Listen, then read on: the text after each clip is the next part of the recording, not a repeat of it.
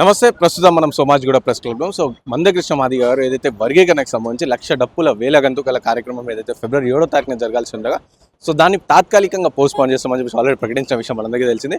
దానిపైన వివరణ ఇవ్వడానికి మనతో పాటు ఇప్పుడు ప్రస్తుతం దరువు ఎల్లన్న గారు ఉన్నారు. ఒకసారి మాట్లాడదాం ఎందుకు పోస్ట్పోన్ చేసి దేని గురించి అని చెప్పి. అన్న నమస్తే అన్న.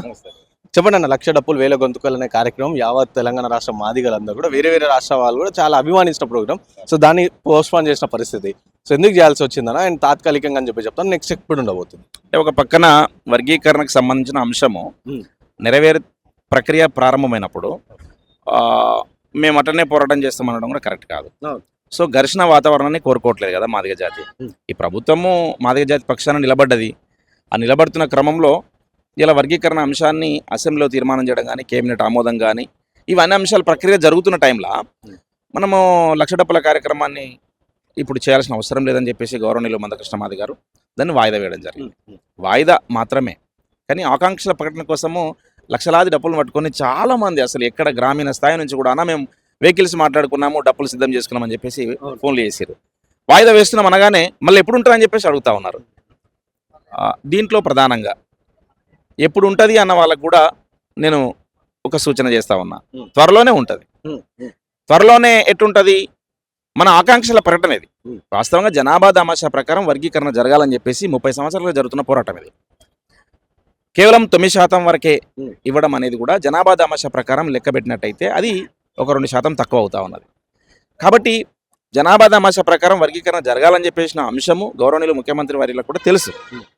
కాబట్టి ఈ 9% ఇంకో 2% పెంచాలన్నటువంటి ఉద్దేశంతో ఆ ప్రక్రియ జరిగిన వెంటనే మందకృష్ణ మాదిగన్న గారు ప్రెస్ మీట్ పెట్టి చెప్పడం జరిగింది.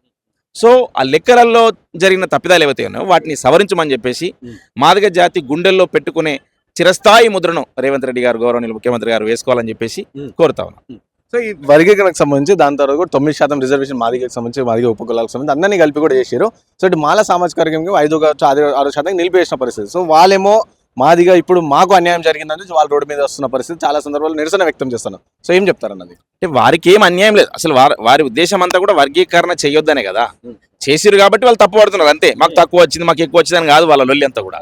వర్గీకరణ జరగకుండా ఉంటేనే మొత్తం అపనంగా రిజర్వేషన్ ఫలాలు, ఉమ్మడి ఫలాలన్నీ అనుభవించవచ్చు అనేటువంటి గతం నుంచి అట్లాంటి అలవాటు పడ్డారు. కాబట్టి ఆ ప్రక్రియకు వాళ్ళు వ్యతిరేకిస్తున్నారు. వాళ్ళు ఎంచుకున్న మార్గంలో వారు కరెక్ట్గానే ఉన్నారు, జరగవద్దు అన్న దాంట్లో. కానీ ప్రభుత్వము ఇలా ఒక సానుకూలమైనటువంటి నిర్ణయం తీసుకొని 30 సంవత్సరాలుగా ఏ జాతి అయితే ఇలా నష్టపోతుందో జాతి పక్షాన ప్రభుత్వం నిలబడ్డది. సుప్రీంకోర్టు తీర్పు వచ్చిన తర్వాత గౌరవనీయులు ముఖ్యమంత్రి వారిలో మాదిగ సామాజిక వర్గానికి న్యాయం చేస్తా అని చెప్పేసి బాహాటంగా ప్రకటించాడు. ఇలా ప్రక్రియ జరిగింది. ఆ ప్రక్రియ జరిగింది కానీ ఒక పెద్ద మనుషులు చెప్తారు కదా, ఏనుగు వెళ్ళింది తోక చిక్కిందని. అట్లా ఈ ప్రక్రియలో ఒక 2% దయచేసి రేవంత్ అన్న ఏమనుకోకే, ఇచ్చినవు ఆ చిరస్థాయిగా ముద్ర వేసుకోరాదు. మళ్ళీ ఎందుకు సగమే చేసిండు రేవంత్ అన్న అని చెప్పేసి చరిత్రలో ఎందుకు నిలబడాలి? గౌరవనీయులు మా ముఖ్యమంత్రి వాళ్ళు ప్రజాప్రభుత్వం ఇది, మాదిగ సామాజిక వర్గ ప్రజలకు న్యాయం చేయమని, సంపూర్ణంగా న్యాయం చేయమని చెప్పేసి నేను రిక్వెస్ట్ చేస్తా ఉన్నా. సో ఇంకా ఇటు 9% రిజర్వేషన్ ప్రభుత్వం కల్పిస్తామని చెప్పేసి చెప్పింది. అయితే మందకృష్ణ మాదిగ గారు మీరు కూడా ఇంతమంది చెప్తున్నారు సవరించి కొంచెం 2% పెంచండి అని చెప్పి అడుగుతాను. సో కొంతమంది మాదిగ సామాజిక సంబంధించి ఎప్పటి నుంచో సపోర్ట్ చేసిన ఇటు ప్రొఫెసర్ కాసిం సార్ కావచ్చు, గాలి వినోద్ కావచ్చు, ఇలాంటి వాళ్ళందరూ కూడా సో ఓకే ఇటు మాలలకు మాదిగలకు ఇద్దరు కలిసి న్యాయం జరిగింది అని చెప్పేసి మేము అభిప్రాయపడుతున్నామని చెప్పి వాళ్ళు చెప్తున్న పరిస్థితి అన్న మీరేమంటారు? వారి వ్యక్తిగత అభిప్రాయంగా నేను భావిస్తా ఉన్నాను. ఇది పోరాటము వర్గీకరణ ఉద్యమ నిర్వాహకులు ఎంఆర్పిఎస్ కానీ, ఎంఆర్పిఎస్ సంబంధ సంఘాలు కానీ ఈ వర్గీకరణ ఉద్యమంలో సాంస్కృతిక సారథులుగా సాంస్కృతిక పోరాటం కాబట్టి సాంస్కృతిక పాత్రను పోషిస్తున్నటువంటి కవులు, కళాకారులు కానీ వర్గీకరణ ఉద్యమాన్ని ఎత్తిపడుతూ ఈ 30 సంవత్సరాల ఉద్యమాన్ని 30 రోజుల్లో మొత్తం ప్రజా బాహుళ్యంలోకి తీసుకుపోయినటువంటి ఉవ్వెత్తున ఎగిసిపడేలా ప్రజలందరి మనల్ని చూరగొనేలా, సబ్బండ వర్గాల మద్దతు చూరగొనేలా పోరాటం చేసినటువంటి ఈ సాంస్కృతిక కళాకారుల ఈ బిడ్డలందరూ కూడా మందకృష్ణ పిలుపు మేరకు సబ్బండ వర్గాలు అంటే పార్టీలకు అతీతంగా దీంట్లో ఉద్యమంలో పనిచేస్తున్నాం. కేవలం జాతి కోసం, జాతి విముక్తి కోసం పనిచేస్తున్నాం. అట్లా గౌరవనీయులు ముఖ్యమంత్రి వర్యులు వర్గీకరణ చేసిన తర్వాత ఈ ప్రక్రియ సాగుతుంది. 3 భాగాలుగా కేటాయించమన్న తర్వాత ఇమీడియట్లీ మందకృష్ణ గారు ప్రెస్ మీట్ పెట్టి చెప్పడం జరిగింది. మేము ఎంత నష్టపోతున్నామని లెక్కలతో చెప్పడం జరిగింది. ఈ ఉద్యమ కమిటీ, ఈ రాష్ట్ర కార్యనిర్వహణ కమిటీ ఏదైతుందో మేమందరం కూడా దానికి మద్దతుగానే ఉన్నాము. అది మాకు ఇంకా సంపూర్ణం కాలేదనే అభిప్రాయంతో ఉన్నాం. ఎవరైనా అక్కడక్కడ ఎవరన్నా సంపూర్ణమైంది సంతృప్తి అయిందని అంటే కనుక అది వాళ్ళ వ్యక్తిగత అభిప్రాయంగా వదిలేస్తాను. సో ఫైనల్ ఒక పాట అన్న, దీని గురించి ఒక పాటతోని మనం ఎండ్ చేసుకుందాం. అంటే పాట మరొకసారి లక్ష డప్పుల కోసం అయితే ఉంటది, లక్ష డప్పుల కార్యక్రమం అయితే జరుగుతుంది. రేవంత్ అన్న దయచేసి మా లెక్కలని మా వంతు కేటాయించన్నా అని చెప్పి చెప్తా ఉన్నాం. రేవంత్ అన్న లెక్కల్లో మా వంతు తేల్చన్నా అని రిక్వెస్ట్ చేసుకుంటూ రేపు ఆ ప్రక్రియ సజావుగా సాగాలని కోరుకుంటూ సాగుతుంది. సాగిన తర్వాత లక్ష డప్పుల కార్యక్రమాన్ని డప్పులు వేసుకుని మొత్తం డప్పులు రో నాగులయ్య అసలు సిద్ధంగా ఉండ్రి. ఇలా ఫిబ్రవరి 7వ తారీఖు కోసం ఎదురు చూసినటువంటి సందర్భం ఉండే, అయినా ఎక్కడ ఆగలే. మా మాదిగ సామాజిక వర్గ గుండెలు ఆ శబ్దం వినిపిస్తూనే ఉన్నది. అయ్యో అయినట్టే అయి మధ్యలో ఆగిపోయి పూర్తి కావాలి అని చెప్పేసి ఉన్నది. కాబట్టి జీవో వచ్చే టైం ఉంది. కాబట్టి ఆ జీవో వచ్చేలోపు దయచేసి మిగతా 2% కూడా కలిపి చేస్తే మాదిగ సామాజిక వర్గ గుండెల్లో చిరస్థాయిగా నిలబడతాడు ముఖ్యమంత్రి రేవంత్ రెడ్డి గారు అని చెప్పేసి తెలియజేస్తా ఉన్నాం. అట్లనే మాదిగ దండోరా ఉద్యమాన్ని 30 సంవత్సరాలుగా అవిశ్రాంతంగా కొట్లాడుతున్నటువంటి దండోరా ఉద్యమ నాయకుడు రథసారథి మందకృష్ణన్న గారు చరిత్రలో నిలబడిపోతారు.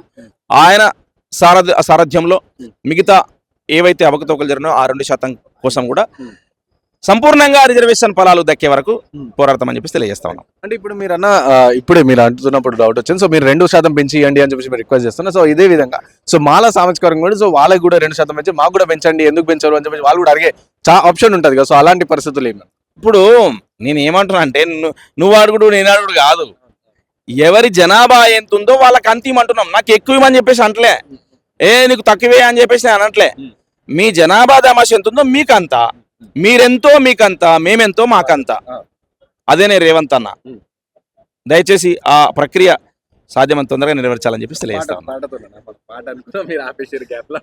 లగ్గమైన చేత్తై ఇవి లడాయైన చేత్తై, లగ్గమైన చేత్తై ఇవి లడాయైన చేత్తై, పెళ్లి డప్పు కొట్టినట్టే సావు డప్పులు కొడతాయి, ఎయిర దరువు ఇది డప్పులొల్ల దరువు, చల్ ఎయిర దరువు ఇది సపూడొల్ల దరువు, ఎయిర దరువు ఇది డప్పులొల్ల దరువు. డప్పు దరువు సామాజిక ఉద్యమాలలో ఎక్కడ బాధితులు ఉంటే అక్కడ ఈ డప్పు దరువు మోగుతూనే ఉంటుంది.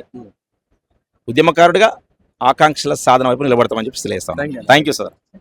సో విన్నర్ గా దరువు ఎల్లన్న గారు చెప్తున్న పరిస్థితి. సో ఇది అంటే ఇంకో 9% పెంచి ఇంకొంచెం 2% పెంచి ఇవ్వండి రేవంత్ అన్న అని చెప్పి వాళ్ళు సమన్వయంగా రిక్వెస్ట్ చేస్తున్న పరిస్థితి. కెమెరా పర్సన్ సాయితో రాణా ప్రతాప్ రిపోర్టింగ్ ఫ్రమ్ హైదరాబాద్. ఎక్కడ కూడా హెచ్చరికలో నేను వాస్తవంగా టెక్నికల్ నేను కాంగ్రెస్ పార్టీలోనే ఉన్నాను.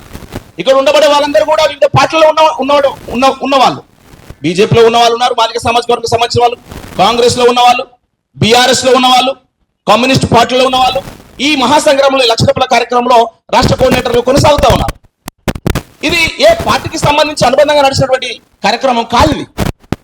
ఇది మాదిగ జాతి కోసము 30 ఏళ్ళుగా తండ్లాడుతున్న బాధల విముక్తి కోసం జరిగినటువంటి పోరాట రూపం.